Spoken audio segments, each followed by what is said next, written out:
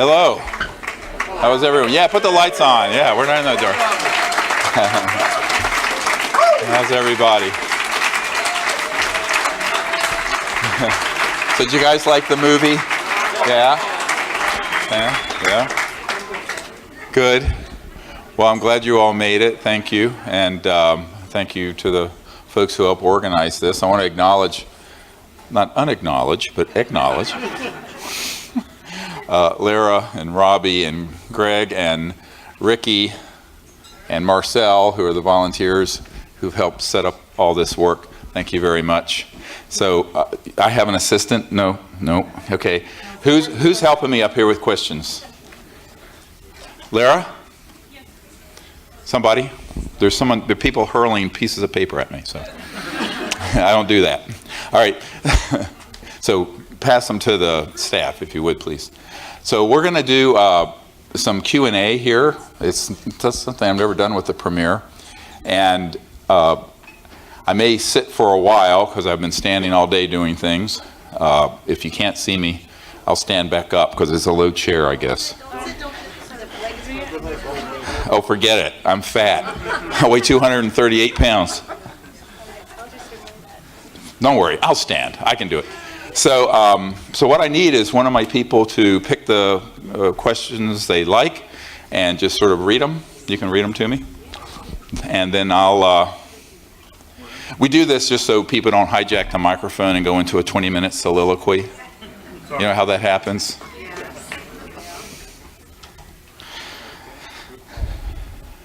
Yeah.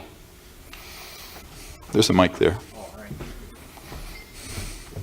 What impact has all this had on your personal and family life? God. And how do you go on?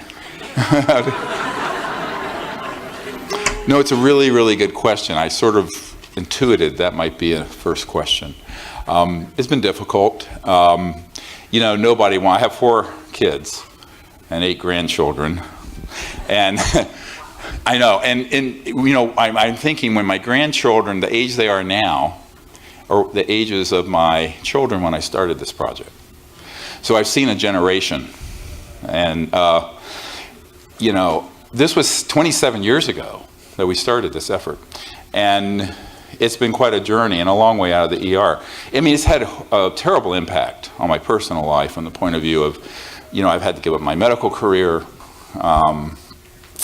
suffered the social opprobrium and ridicule that goes along with this subject, death threats, close friends assassinated, all that. I think for the family, the hardest thing is losing the father doing something conventionally respectable. Okay, emergency doctor is like, you're saving lives every day, right? And then doing something that's associated with the lunatic fringe of lunatic fringes. So, now I'm being honest. So, very difficult, actually.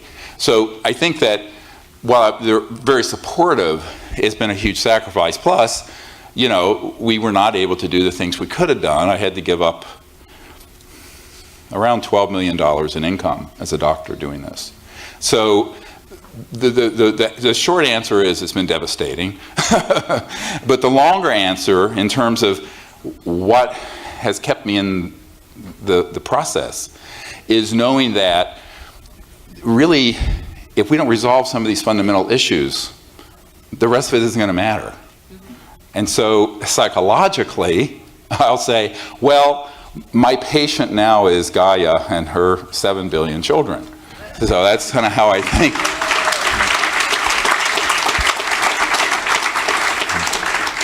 Because I could save a few thousand people, and I have in the emergency department, but this is something that if we can get this right, it's not a generational, it's a epic, EPOCH. It's a billion-year thing going on. So the cycle that we're closing out is a 452,000-year yuga, as it's called in the Vedas. The cycle we're opening is a 500,000-year cycle, and we're in the turmoil, the cyclone of the closing of the one and the opening of the other. Most of you know this, right? So we have to get this right, because at this fulcrum, this tipping point, we have to get on the Hopi prophecy line that goes on forever and not the termination line. Right now our civilization is on the termination line, if you know what the Hopi rock is, the prophecy rock. Where if we stay on the course we're on, our civilization will terminate. If we get off that line and hop quantumly, like an electron shell, bink, bink, onto the line that goes on and on and on, we'll enter an era of universal peace, global enlightenment, interstellar travel, abundance and free energy, et cetera, and so on and so forth. Now, this has all been forestalled for 100 years. And so what I do pretty much every day is to get up and put one foot in front of the other, which is hard, you know. Thank you. Next question. Dr. Greer, how do you think the disclosure of zero-point energy technology can occur, and how can interference from big oil and other corrupt entities be avoided? Well, you can't avoid the corruption of the cabal, all right, as Paul Hellyer was talking about. They're omnipresent. However, this is, again, I mentioned this in my talk, it's like playing chess in 38 dimensions. You have to think, what is their strength? Their strength is secrecy and corruption. If you go to the National Reconnaissance Office headquarters, it says over the entrance, "We own the night." That is their motto. They run all the top secret satellites for the US. And I say, we own the light. So, and I've said that to NRO people. And I said that our effort is to disclose and put into the daylight things that they wish to keep secret. Now, you don't do that by stirring around the secrecy, to wit. You cannot have a device that is 0 point or cold fusion or any of it and do it through the conventional venture capital, secrecy, and patent route. Because the system owns that pathway and they will intercept it. And the proof of it is they have done so for 100 years. This is not speculation. You cannot do it in a way that is any other way but massive, open source and open disclosure. So what I have come up with in the last year or so, and this is 26 years of very hard knocks, and it's cost us about almost $1 million in fraudulent new energy devices and devices that were real that got intercepted and people who've been assassinated, and it goes on and on and on. We could spend all night. I couldn't begin to exhaust the drama. The point I'm making is there's one pathway out of this morass, and that is you either have someone who has something operational and we take it forward, massively disclose it, and make it open source. You bypass the patent office, you bypass the IP, intellectual property. But you also, if someone said, here's $100 million, 50 to 60 of it has to go into basically public education and disclosing the device, or you're dead. So the new energy Earth incubator is what I'm calling this. Like Google has an incubator where they research things, and Facebook has an incubator fund. We need a new energy Earth incubator that will bring these technologies forward for the benefit of all of humanity without intellectual property, without secrecy. And if it's being researched in a lab, if something isn't handed off totally functional, which I don't see happening, it might, if you know of one, give me a call, then the lab is live streamed.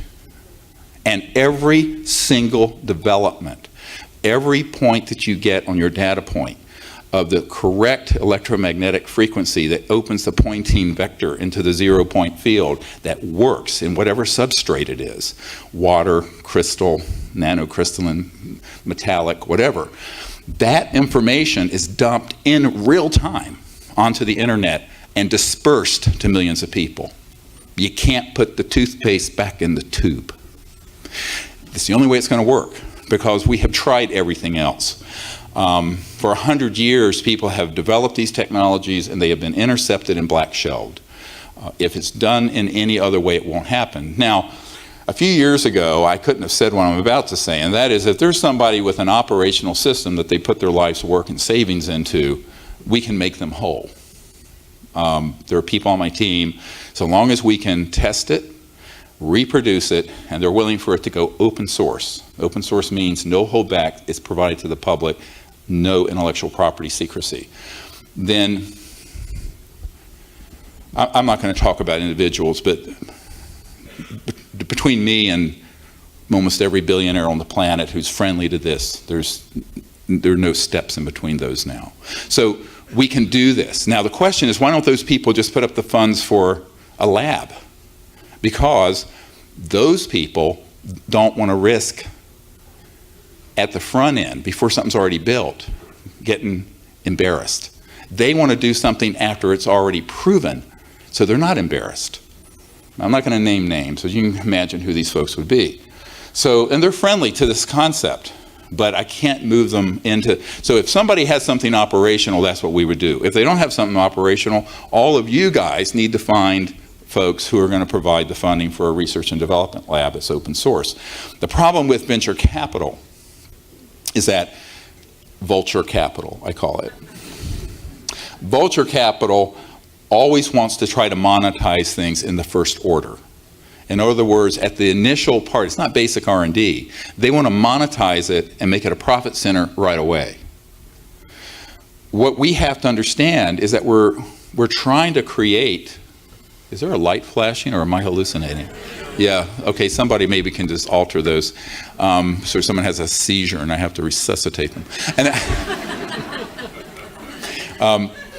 so the big cartels who want to keep this secret won't be able to frustrate a strategy that involves millions of people and scientists who know what they're doing and folks who can actually get the technologies operational. Now, I was having dinner with someone off-site while you guys were looking at the movie, and I was talking about the fact that a CIA agent named Sajaki allowed a man that I know to copy several thousand pages of confiscated energy device patents and designs back some years ago.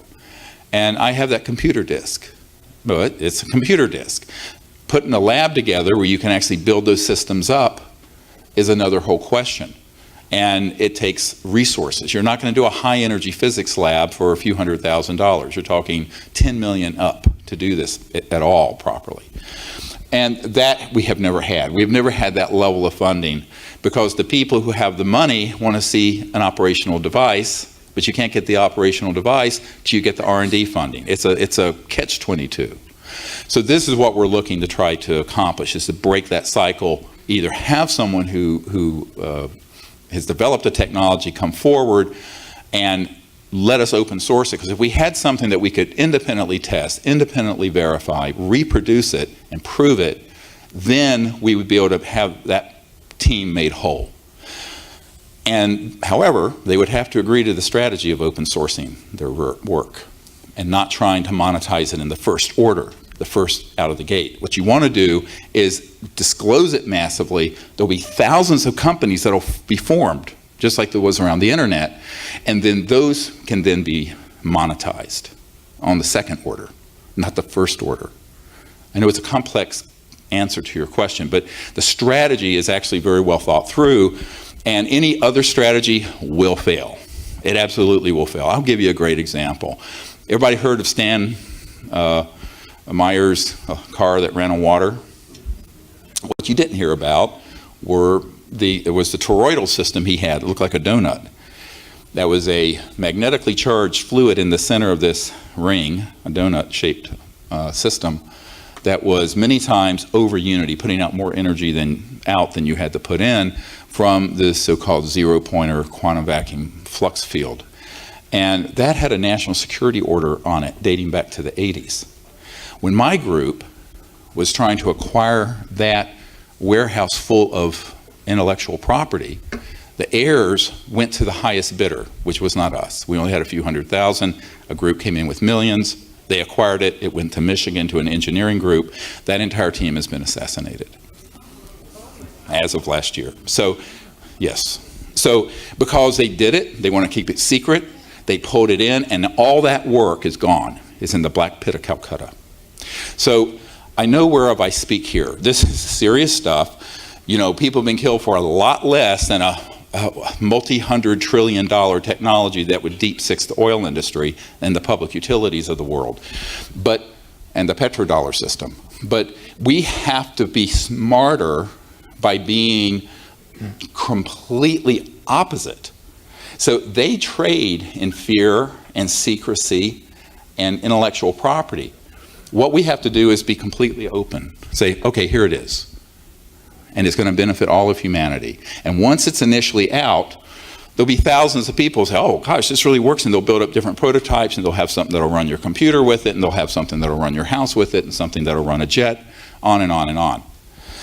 Now, there's another part of this that's a serious and legitimate national security concern. And that is what I call the Z plane. You know, not the XY horizontal, but the vertical. So when you start talking about electromagnetogravitics, anti-gravity, let's call it pop culture words, where you set up the ability to cancel the mass of an object so it levitates, which has been done for the better part of 100 years, starting with T. Townsend Brown and probably before him. You're talking about a missile delivery system. So what I have explicitly agreed to with the colonel who's in charge of future technologies for the Air Force, which is a euphemism for technologies they already have. Remember, it's all a mind fuck, excuse me for saying. It's Orwellian language usage. And they, came to me and brought up this issue. I said, yes, I understand that. Because the world is becoming more and more unstable, because it's more and more unjust, and more a disparity between the wealthy and the poor. This breeds radicalism, which is what we're seeing all over the world. And it's not going to change by staying on oil, by the way. So, in the meanwhile, you have to phase this technology in. So the first phase would be stationary energy devices that are quote-unquote free energy.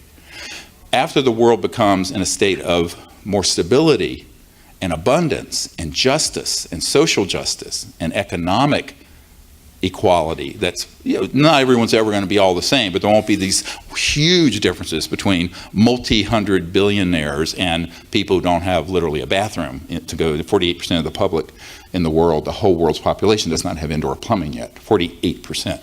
So we have to fix that. Then the next phase will be the flying saucers that are man-made, so we don't need highways. But that would be a second order rollout. And so that is a consideration that is most people don't think about. I tell people right now humanity is on its back, flat, collapsing. We need to stand up and crawl before we levitate. All right? And we'll levitate eventually. But we need to get up and walk. And right now we're not walking, we're down. Our biosphere is collapsing, our civilization is collapsing. So this is a rescue mission to Earth. Now, by the way, the ETs are very aware of this, and that's what they're watching. So in the meanwhile, there's not going to be a massive ET intervention unless we get to DEFCON 1, and the worst case scenarios. We hope that doesn't happen. So we have to fix this before it gets to that point of breakage, of tipping point. And we can. I can tell you that if the public, like a few hundred people in this room, if everyone in this room told everyone they know and they told everyone they know to support this kind of research effort, it could happen. And probably in a year and a half, 2 years, there'd be an operational device that'd be open source out to the public. But you're not going to do it just by wishing it were so. It's a lot of hard work. And the cartels that don't want this to happen won't be able to do too much if you're doing it in front of the entire world. It's the old saying, the whole world's watching. So what they don't want to do, remember they operate behind the scenes in a shadowy way. They don't want to be caught red-handed with millions of people watching this happen. And if it's being live streamed, the technology is being openly dispersed instead of people being like, Gollum, the Lord of the Rings, my precious, my precious. So people have had these rings, toroids, and other systems that are free energy, and they're like Gollum, my precious. We have to get out of that mindset and say, no, that's going to fail. Over and over again, we've proven it will. And the strategy to overcome these cartels, A, is to behave as if they don't exist from this one essential point. Don't do what they're doing, do the 180-degree opposite. Because everyone tries to recapitulate those power plays. So they're being very secretive. It's like the next iPhone is a bigger secret than the National Security Agency code. But for this technology, it's unique. You cannot keep it secret, and you cannot develop it in secrecy, and you cannot have it go forward with intellectual property around it. Because, as you know from the film, 5,135 patents have been seized by the Patent Office, many of them dealing with this issue. So how are you going to patent it? If you keep a trade secret, the first 1,000 devices that are sold are going to be reverse engineered by people in China and India and elsewhere.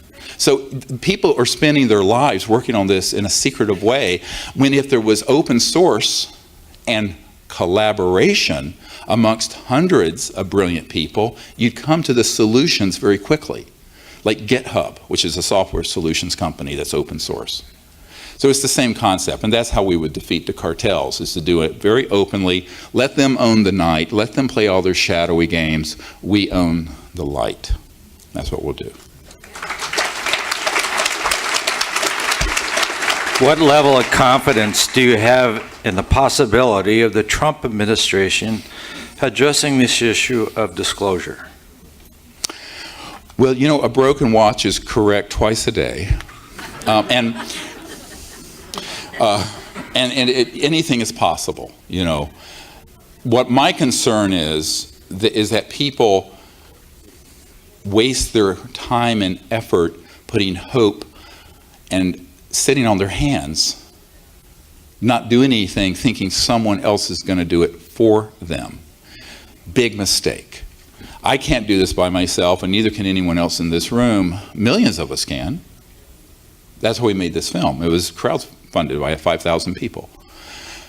But no corporation put in any money in it. This was all 100% we, the people, did this. Now the donations, thank you, by the way, those of you who supported it. Thank you very much. And the contributions were from $5 to $111,000. So they went the whole gamut. But what I'm saying is that we can do disclosure and bring these technologies out and just ignore the government. Now, do I still, I have a home in D.C. My main home's out in the mountains, the Blue Ridge Mountains, and it's right near the White House. I can see the White House from my place. Hi. And, when I need to march something through the back door, we march it through the back door. But, I've been doing this since the first year of President Clinton's administration, and have dealt with high people, very high senior officials in every administration since 1993. So that's 24 years on and running TikTok.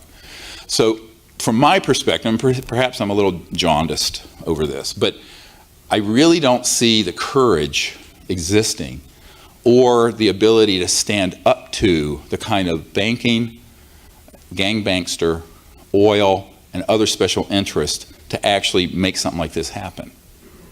Never mind the ecclesiastical and religious authorities that don't want this out. We didn't even talk about that yet. All right? So, for example, some years ago, I had a man who was involved with, who worked at JPL, Jet Propulsion Labs for NASA. And he came up to me, he says, yes, you're quite right about those objects on Mars. They do exist, but we pixelated them out because we don't want the public to know. And I said, well, why? They're very ancient. He says, yes, they're in the millions of years old, not thousands, millions. Pyramids, obelisks, all kinds of things. And those do exist from a very long time ago. In a galaxy far, far, no, it wasn't a galaxy. So, in our solar system. And I said, but so what's the big deal? It's not a current operational UFO that is basically a free energy and anti-gravity device that's being disclosed. It's an ancient, he says, yes, but the religious authorities don't want that disclosed. I went, what? This is just as an engineer and a scientist at JPL. And he said, yes, he said, because if that were disclosed, it would collapse the foundations of the orthodox fundamentalist belief systems of every organized religion on earth. To which I said, well, good. It's childhood's end. You know, I mean, I'm sorry, if you believe the world is 6,000 years old and we rode dinosaurs bareback, you got a problem. But, you know, my point is, as Senator Patrick Daniel Moynihan said, everyone is entitled to their own opinion, but not their own set of facts. Okay, now we have alternative facts and fake facts and real facts. You know, it's like so Orwellian. So I think that the one bright spot with the current administration is that they're unconventional. And we have handed off to the administration a briefing, and we have points of contact in the administration and quite high up, and we'll see. Now, you know, John Podesta, who, as you all know, was chief of staff for Bill Clinton, but was the campaign chairman for Hillary Clinton, it was an open advocate of disclosure. In 2002, after we did the 2001 National Press Club, he had his own press conference and talked about this. And when he left the Obama White House, he said his greatest regret of being in government all these years was not being able to affect government disclosure on the UFO issue. I'm paraphrasing, but pretty close to what he said. And the fact is, the people who are in the Oval Office don't have the power you think they have, because power is only what you are willing to use. In other words, there's potential power and there's actual power. But if the power of the presidency, let's say, or your prime minister, is there theoretically, but they're too afraid to use it, or there are too many corrupting influences around them saying don't do it, for whatever reason, whether it be religious, technological, alleged national security, you know, which is the thing that covers, you know, every excuse can be made for that, then what you end up with is a president that will not push too hard, or if he does, perhaps he gets threatened. And, you know, when Bill Clinton was drilling down on this, and I put the brief together for him, the so-called best available evidence, and, you know, a very good friend of his came to my house after I briefed the CIA director and said, well, President Clinton's very supportive of this, but his people are convinced that if he pushes on this, he will end up like Jack Kennedy. And I thought he was joking and laughed. He says, I'm not joking. So I said, well, let's have a conversation away from the children. He was at the dinner table at my home after dinner. And he explained to me that they honestly didn't think that they could protect him. And I've had two people confirm to me in the last few years that this briefing, it was about a 500-page brief, that Bill Clinton kept it in the private quarters of the White House and would sit there going through it. And one of his friends, who I knew quite well, told me the story of sitting there with him. He used to keep it on the toilet in his bathroom, and would look at it when he was on the John. And he brought it out into the living quarters, and was sitting there going through it.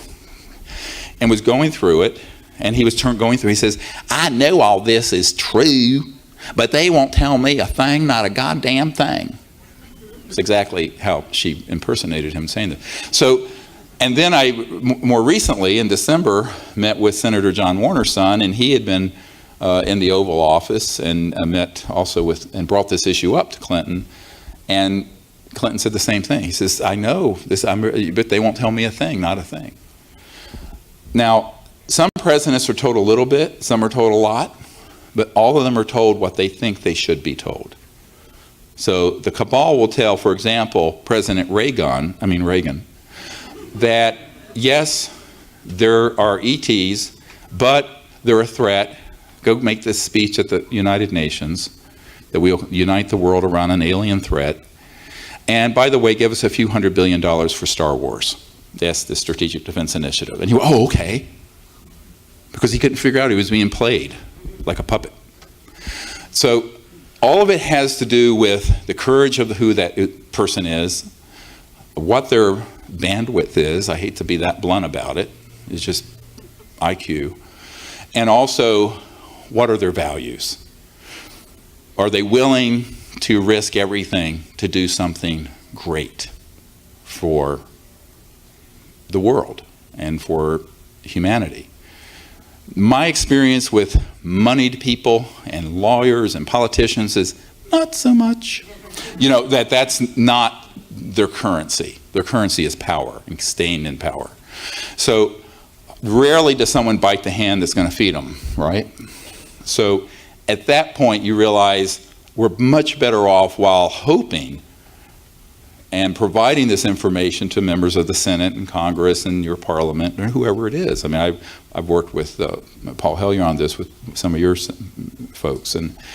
But when the day is done, as one senator told Mr. Hellyer, you're asking me to reel in a 2,000-pound whale, and I've got a 5-pound line.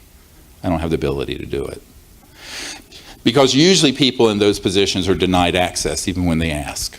So when you analyze this thoroughly, you're left with something that's a sort of an existential moment and epiphany, really, where you say, well, if they can't do it, then we have to do it.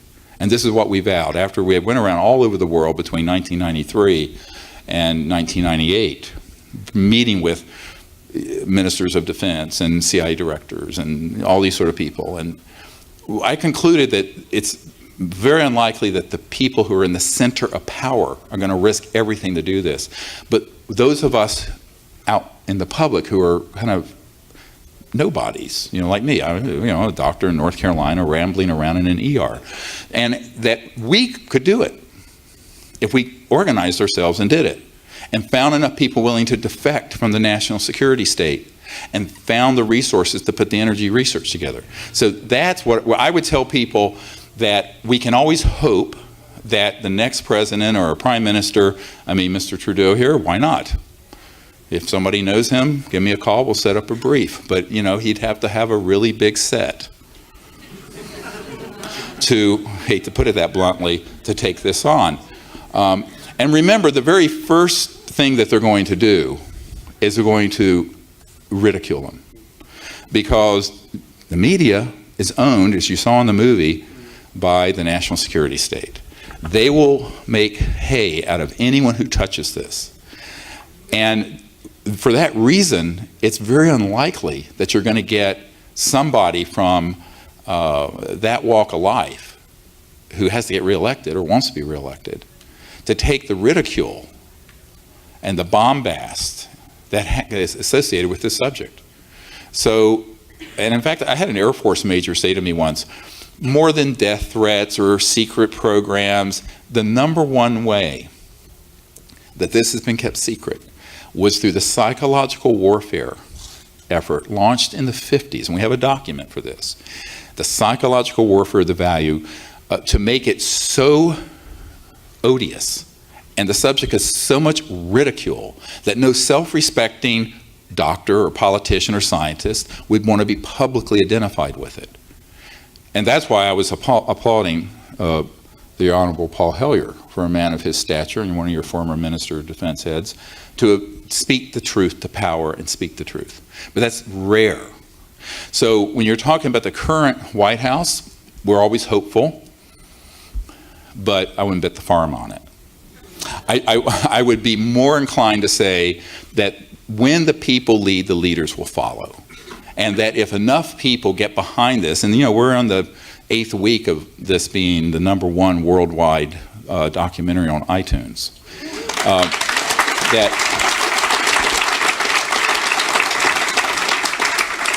and there's something that's going to be happening in August that'll be 10 times bigger.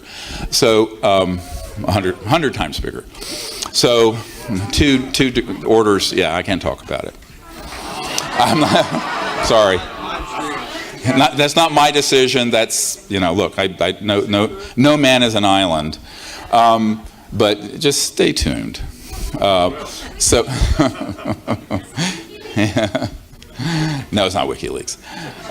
That's not enough bandwidth there. So there's not enough people viewing them.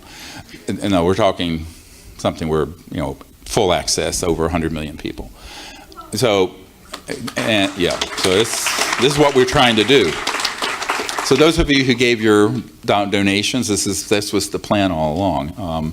So we do what we can with what we have, and I think that if people come together and decide we're going to end the secrecy, we're going to bring the truth out, and we're not going to sit on our hands waiting for, the man in the White House or someone else to do it. And I think this is one of the hardest things for people to do, is to hold themselves accountable for the state of the world. Each of us are responsible for the current state of the world, because it's like in Nazi Germany. The ones who were overtly doing the horrible things that happened were guilty. The ones who looked the other way, they're guilty too. All right? So all of us have a responsibility to step up and do something about this. Whether we are, as this old saying goes, whether you're carrying a thimbleful or a gallon measure of effort, if everyone carried what they could, this could get done. The problem is we live in a world where people live in their smartphones and in front of their computers and YouTube. What did I say? BoobTube, yeah. It turns you into a mindless boob. And so the point is that you need to be able to look at yourselves and say, I'm going to be an activist. I'm going to get up and tell people about this. And by the way, one of the reasons we created this film was so that you could show this to any skeptic. And there's enough meat in here, and there's enough dispositive evidence, testimony, documents, that a hard-boiled skeptic, if they'll sit through it, will go, wow, there must be something to this.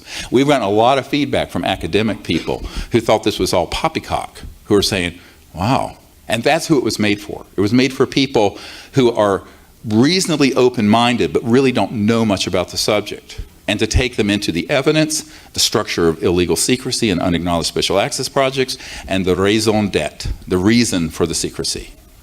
And that's what we tried to achieve. Okay.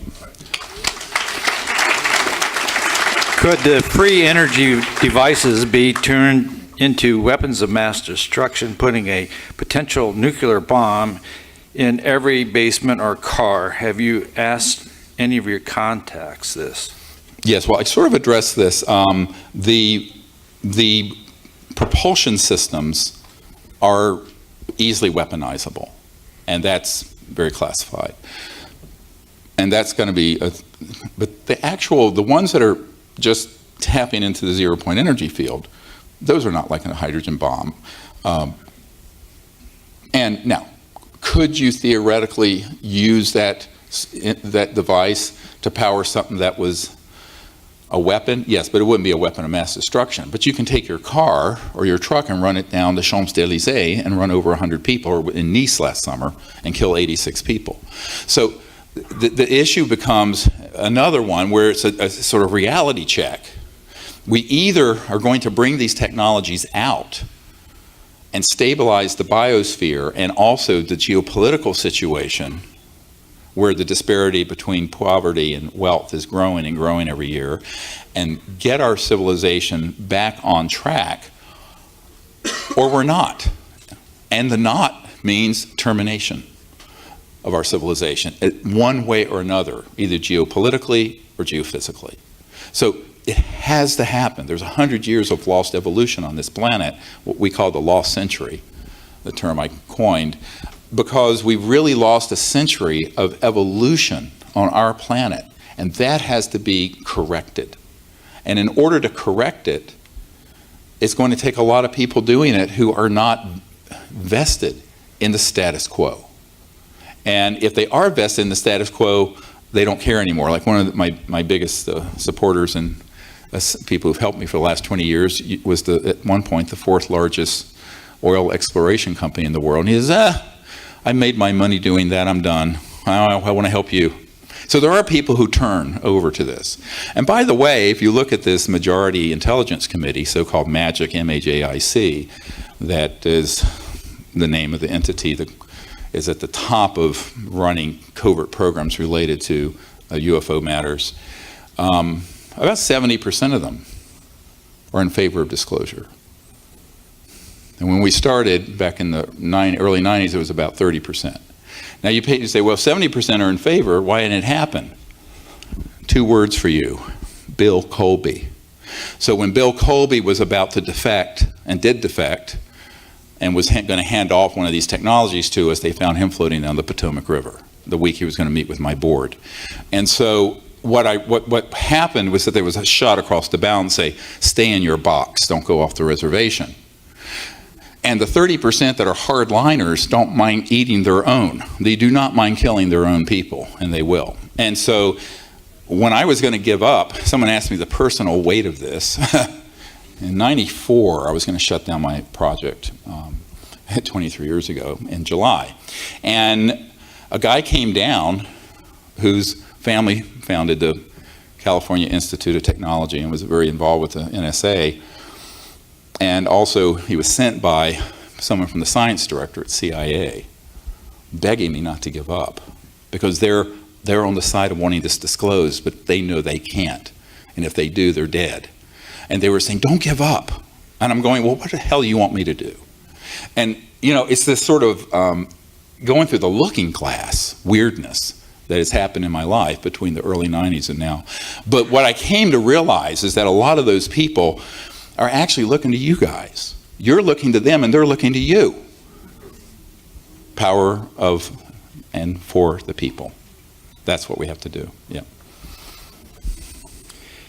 Is it possible that extraterrestrials can interact with you in your dreams? Great question. The number one way that humans through history have had actual contact with transdimensional interstellar civilizations is in the lucid dream state. Now let me explain what that means. It's not like you had a bad pepperoni pizza and had a nightmare. It's when you're awake within the dream in a state of lucidity and you know you're in a dream, but you're actually having an experience. And I actually met my wife that way. I had 5 lucid dreams in a row, and was shown this woman that I should marry. I was 22. I said, I didn't get married. And then a couple months later, I met her in this dimension, and I knew it was her. And that was, well, it'll be 38 years this August. So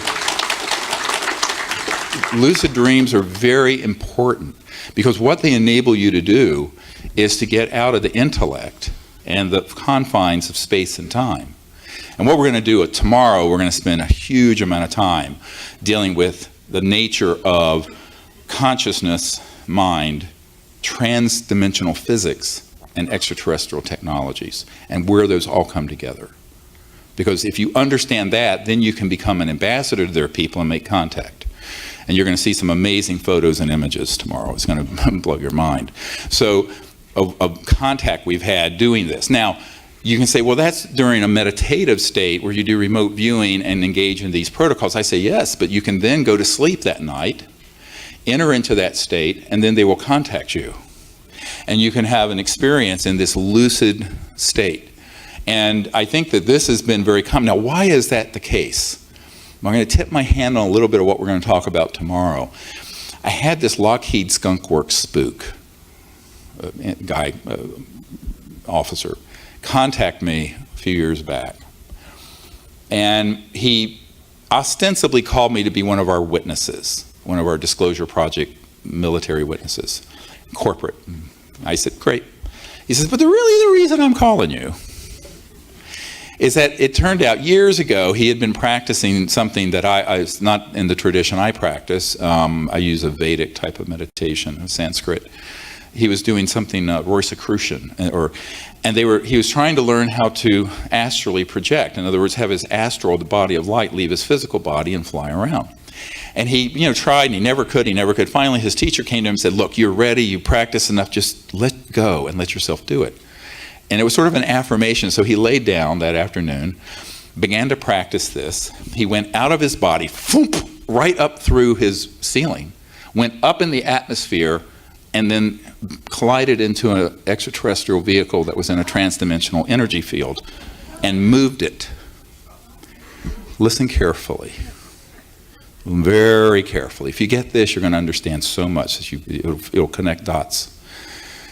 And he said, how is it that in my astral body, my dream state body, this body of light, this is just an outer manifestation of that, by the way. Consciousness is essential. And the body of light is emanating from the point of consciousness, which then manifests the body and the plants and the stars, etc., and so on. So the cosmology has been turned upside down by reductionism and materialism. But this conscious field is what is primacy rests with that. That's essential. And I said, when you are in that astral body and an extraterrestrial interstellar vehicle, which has gone from one star system to another, but has not stepped down into 3D matter,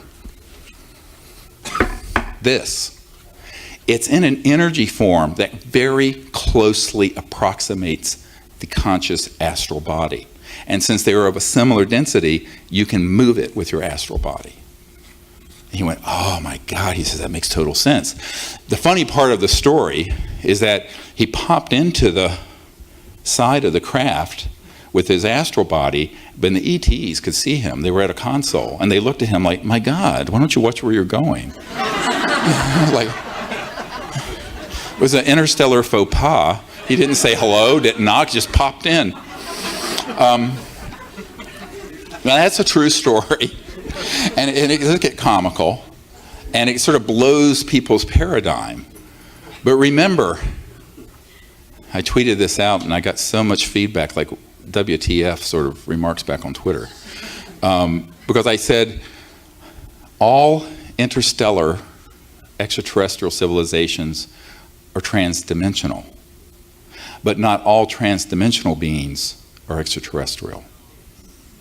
There are beings that reside in other dimensions that aren't ET, that aren't from physical planets and stars with bodies. However, any civilization that can go beyond the speed of light, they're not accelerating in a linear way. They are going into a phase shift, very quantumly, and into another dimension, and go then through those dimensions to another point in space-time and rematerialize. That's what they're doing. But guess what? Those dimensions that they're phasing into at a higher resonant frequency is very close to the astral body and the thought forms. Not identical, but close. And so the lucid dream, yeah, there's a lot of action there. You can have amazing contact with that. Did that explanation confuse people? No? Yeah, this is a group is advanced, you know. Yeah, okay. Is there any literature on that you recommend? Yeah, I have 5 books. Read them. He asked, is there any literature on that? It's all explained in those. I know nobody reads anymore. Have you noticed? If it's 140 characters, you'll read it. Nobody. By the way, this movie is in a book that's a corollary to it. It's called Unacknowledged, and it actually has about 10 times more information. So, you know, you can get that on Amazon. Yes.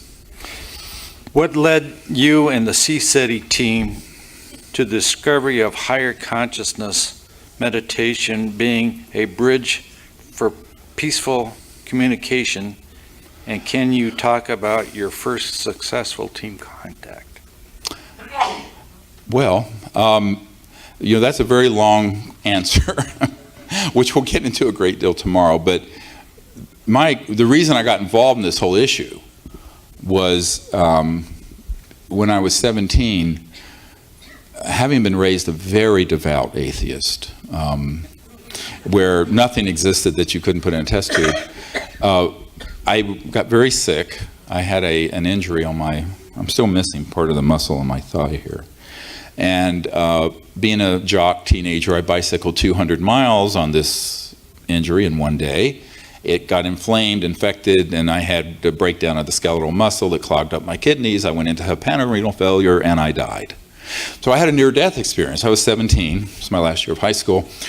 And when I had that experience, because I wasn't raised, you know, with this belief of a angry God throwing lightning bolts from Mount Olympus.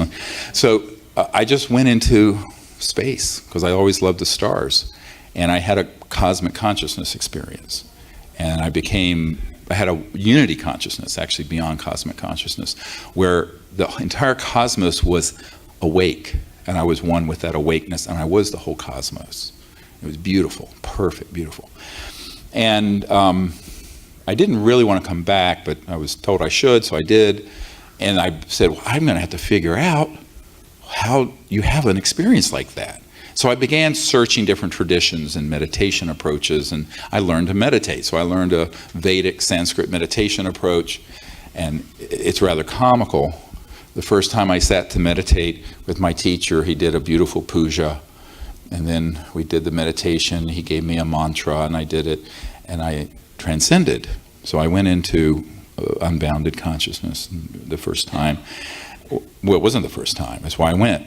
And at the end, he was staring at me. He says, "You transcended, didn't you?" I said, "Well, isn't that what you were supposed to do?" I was so naive. I didn't know you had to make a hokashrai about it, and make a big deal. So and that was on my 18th birthday, which is, wow, well, my birthday is Wednesday. So it's almost exactly, I'll be 62. So however, I was when I turned 18. So quite a long time ago, 44 years ago.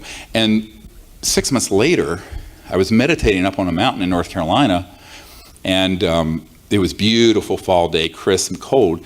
I was up about 5,200 feet, and I went into this, right before sunset, I saw this ET craft clearly materialized. It materialized, dematerialized. I said, oh, they're back, because I had had a sighting when I was a child, when I was 8 or 9. And I sat and meditated. I went right into that same state that I was in when I died. It was beautiful, beautiful state. And I must have been in that meditative state for a couple hours. When I opened my eyes, a beautiful thought that said, behold, what a beautiful universe God has made. And I looked up, and the whole Milky Way was going across the sky, crystal clear air. And then all my hair stood on end, like an electrostatic thing. And that's when I had hair. It was long hair. And this creature, about this tall, maybe a little taller. I'm tall, so everything seems short. But with kind of almond deer-like eyes, touched me on my right shoulder. And I'll never forget, because I looked down, and I had a ski jacket on, and it indented like that far. And I went, whoa. And with that, I dematerialized and went on a craft, and we co-created the CE5 protocols that I'll be teaching you tomorrow. So that's how all that's, so that's, it happens, and that's why I'm here. So, but that was like a beautiful experience. So I didn't do anything with it, but then eventually in 1990, I had 3 cosmic contact experiences that happened on the full moon. I'm a Cancer, so I'm like crazy moon child. On the full moon of January, February, and March of 1990, where I was basically told to start this project. And asked to. I wasn't told to, I was asked to. And so I formalized these close encounters of the fifth kind protocols that use sound and lasers and lights and consciousness and remote viewing to do the contact. And the very first time we went out in 1991 in Belgium, we had a massive craft come right over us. And then in 92, of course, you all know about the Gulf Breeze Pensacola event that's in the film, where the guy goes, holy damn hot shit. I was just teaching people this. There were 60 people there. There were colonels from the Air Force and everything. And people at first didn't understand it. The only people who understood it really, really well were the folks at SRI, Stanford Research International, Dr. Bob John, the Princeton Engineering Lab, about consciousness, and the CIA folks and people because who understood non-locality consciousness and the fact that these ET communication systems are modulated through coherent directed thought into an electronic system, which is what I experienced when I was 18. So this is a mind-blowing paradigm, because everyone's still thinking very materialistically about something that is multidimensional.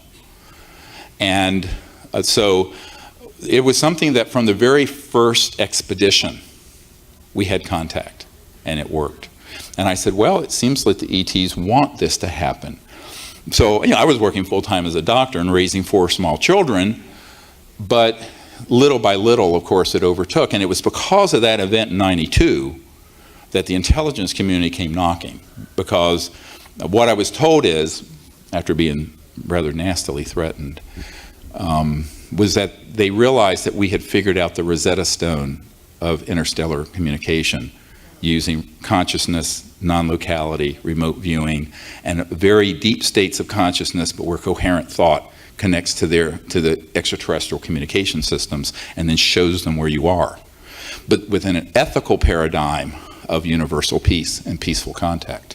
And then they're going to come. If you're afraid, they won't come. If you're a bigot, they won't come. If you're an alienist who is, they're good and they're bad and they're this and they're that, in other words, you're a racist. If you're a racist, they won't come. But they will come if you have a pure heart and a pure intent.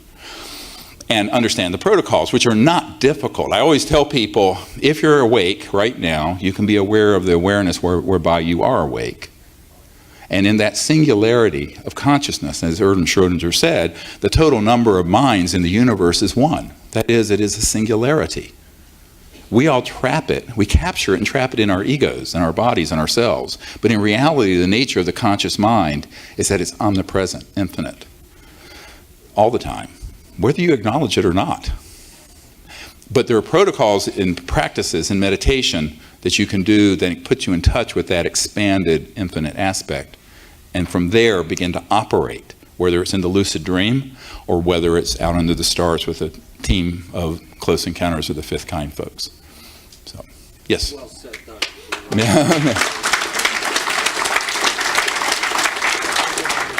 Do you think the extraterrestrials at some time will need to save Homo sapiens from themselves?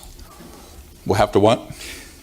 Do you think the extraterrestrials at some time will need to save Homo sapiens from themselves? Well, that's what's going on. Everybody hear the question? That's why they're here. Now, remember the various civilizations have been surveilling and involved this planet for millions of years, maybe billions, but certainly millions. There's nothing new under the sun in that regard. However, the modern era of events began with the atomic weapons program, as you saw in the movie. Colonel Diedrichson, who is head of all the Atomic Energy Commission, which is now the Department of Energy projects dealing with weapons, nuclear weapons, said that every single weapons facility, uranium, plutonium facility, intercontinental ballistic missile facility, weapon storage area had been overflown and surveyed by these ET craft because they were very concerned that we could get so out of control that we could destroy all life on this planet. But also, and there's a bit of enlightened self-interest here, that there's a very short distance, and as Ben Rich said, we already have the means to take ET home. So 70 years and trillions of dollars in R&D covertly have resulted in our having capabilities that could be an existential threat to other star systems. So not only are we dangerous to ourselves, we're dangerous to others. Now, for an emergency doctor, that's what you put on a thing to get someone involuntarily committed into the loony bin. And so I think that in a sense, humanity right now is viewed as collectively nuts, insane. Look at what we're doing. We have 100 years of Tesla-like technologies that have been viciously suppressed by sociopaths, and we're destroying the biosphere and have impoverished and enslaved in poverty billions of people. So, on top of it, we're not only destroying the biosphere, but we have thousands of these thermonuclear weapons. Now we're wanting to go into space with these weapons, et cetera, and so on. So I think that there is a very deep concern. Now, a lot of people say, well, why don't they just come and fix it for us? And I always say this is a little bit like, how well did that experiment go in Afghanistan with the warlords? We went in there, we're going to start Jeffersonian democracy in a feudal medieval society. Not. So, and the difference between Western civilization and the feudal warlords of Afghanistan is not as great as the savagery of human society right now and these other civilizations. So the idea that they're going to land and just impose some kind of sense out of this chaos isn't going to happen, because how many people are parents in here? Yeah, a few. So if you don't let your children learn the lessons they have to learn, and you put them in a bubble like a helicopter parent, they never develop. They'll be 30 years old and living on the couch, being worthless. So you have to let a developing civilization, the analogy being, go through these developmental pains. Now, there's a point where there would be an intervention. Massive thermonuclear war, a biosphere collapse, a tilting of the magnetic shift in the poles where there would be massive so-called earth changes. There are certain scenarios where there would be a massive intervention to stabilize the system briefly so we could then move on. And that is a lot of why they're here, observing and watching and waiting. But the primary responsibility to fix the problem rests with us, not them. So I always caution people against what I call cosmic codependency, where they're either looking for a savior in a flying saucer or a demon. I'm going, forget about that whole discussion. Let's look to the man in the mirror. Go look in the mirror if you want to see where the problem is. And we have created these problems, and we can fix them. And that's what they're waiting for us to do.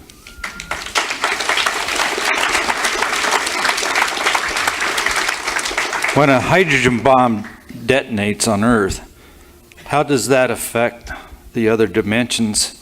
And is that why, or one of the reasons, the ETs are here? Yes.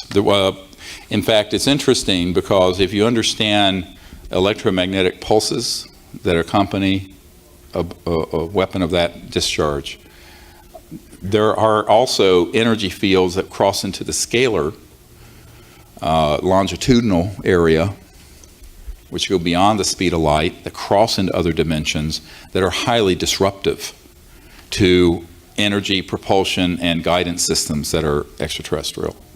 So if you begin to look at this, you begin to realize no man is an island and no planet stands alone. We think that there's these vast distances between Earth and our sun and these other star systems. And in a linear way, there is. But in a non-linear, non-local manner, when you're talking about these other dimensions, they're right next to each other. So where is the separation when there is perfect integrated oneness and non-locality as the operating physics of the cosmos? This is what we're going to talk about tomorrow. So if you understand that, then you can see why a civilization that goes on a trajectory that we're on, even using these weapons, is destructive and disruptive to other civilizations and star systems, but not in a straight line way, the way you would think of a normal signal, but in a longitudinal scalar signal, which doesn't have a waveform like this, but goes at multiples of the speed of light out. So this is something that obviously got someone's attention when we started detonating atomic weapons in the 40s. Thence Roswell, right? That was the only nuclear bomb squadron in the world at the time. It just wasn't a coincidence they were surveilling that area, because they knew not only was it dangerous to Earth and to our planet and to humanity and potentially to them down the road, but the actual utilization of those weapons was disruptive because of the energy forms that cross beyond the speed of light through these other dimensions. 10:30. We'll take one more question. If USAPs are illegal and those who come forward can't be prosecuted, why isn't everyone coming aboard? Yes, good question. Well, you have to first educate people who've been in these projects that they're free to speak. And I think that if you've been in that system, you're indoctrinated with, you don't tell anyone, you don't talk about it, and you're told you'll be killed. All right? So the fear factor is enormous. I mean, for every disclosure witness we have, there are literally a couple dozen that have given me information I've met with who are terrified to come forward. But what I think that we have to do is find more people with the courage to speak about the research they've done, Here in Canada, we've had facilities that have dealt with these technologies throughout the United States, UK, Australia, other countries, and begin to speak about it. And I think that they need to do it understanding that we have established the legal basis for them to speak without penalty. Now, does this then absolve them of the risk of a wet works team?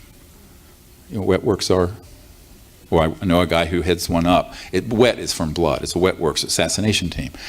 And it does if they do it correctly.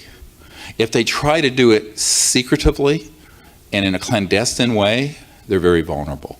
If they do it fully out there, they won't be. So one of the things that was promised to me after several people on my team were targeted and some of them passed away, I had a man who came to me and said, do you want, for you and the people who come forward with you, executive protection? And I didn't know what that meant, and he meant lethal force to protect you. And I said, no. Initially I said no. But after some horrible things started happening, I said yes. And that's operational. So the worst thing that the cabal could do, if I step off a curb and get hit by a bus, it's going to be assumed it was in an accident. Same thing with anybody who steps forward out of the military or corporate world or intelligence community. And that is in place.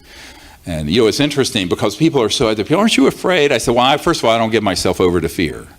But last year, I think we were in Palm Springs at a conference, and a woman came up to me who said, you know, my husband was on a deep Delta Force team, and they were assigned to assassinate you not too long ago.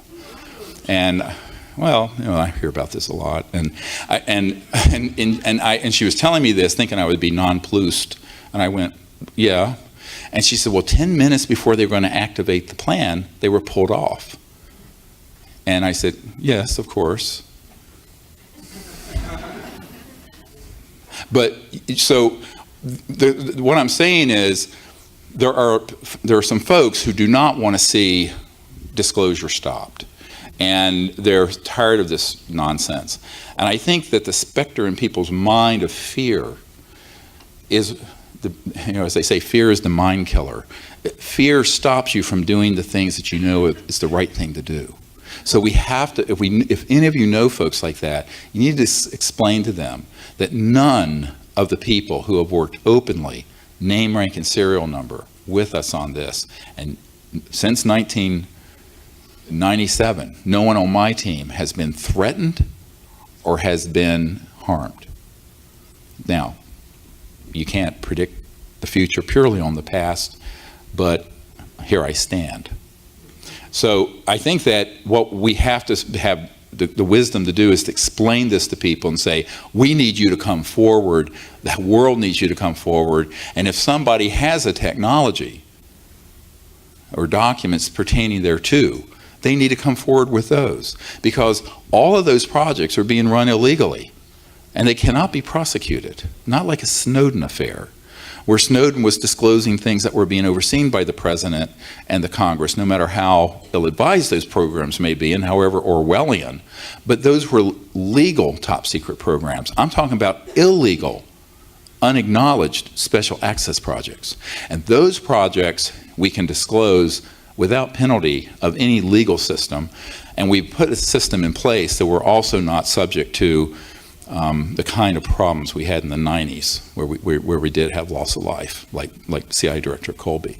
So I think that is what we're wanting to convey to people and get more and more and more of these folks to come forward. Because if let's say, what if suddenly that word, if all of you became ambassadors reaching out to those sort of people, and 1,000 more Disclosure Project witnesses came out, name, rank, and serial number, documents, their DD-214, whatever it is, the equivalent in Canada, you know what?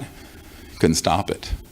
So we need to pick up the pace on that, but it has to be something where people understand that they have clearance to do so. And one last thing before we leave.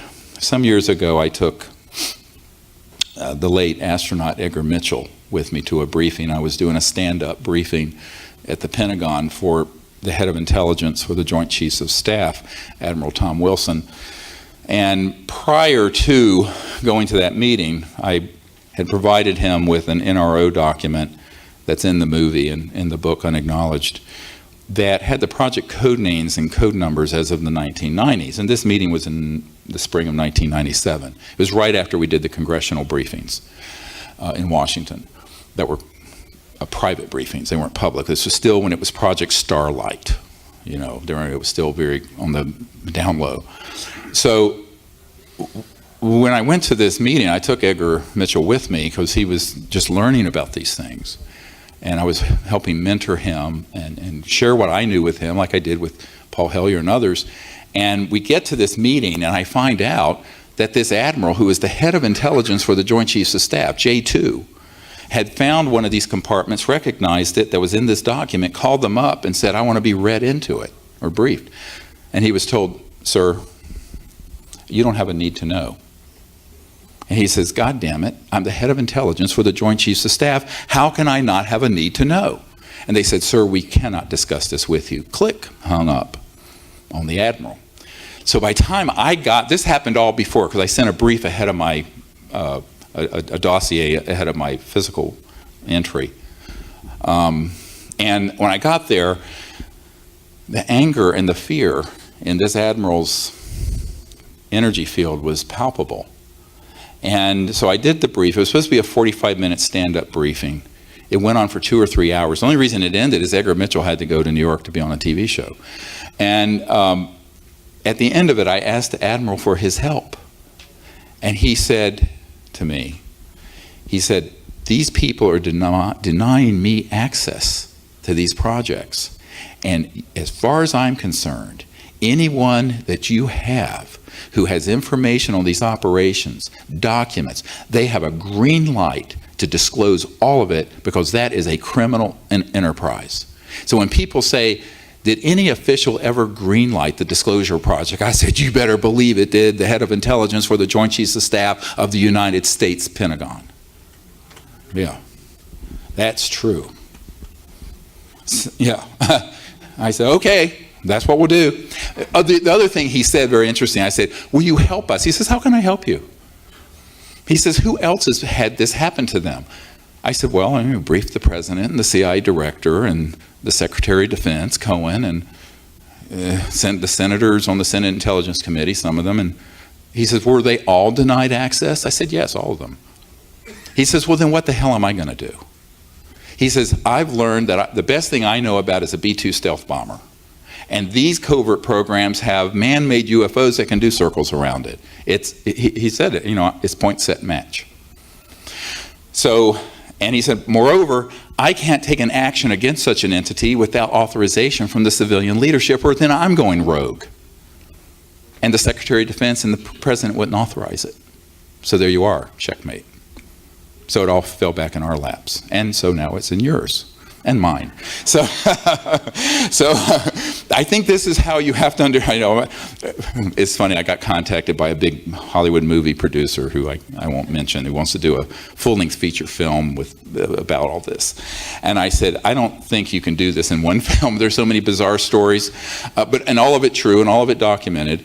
But when the day is done, what we have to realize is that all of us on this planet now who are living and breathing during this great civilizational transition are responsible for creating universal peace, a new civilization based on justice, abundance, and free energy, to disclose this information, and then for our children's children, leave them a civilization that is in a state of enlightenment and peace for hundreds of thousands of years. That's why we're here. Thank you very much. I'll see you tomorrow.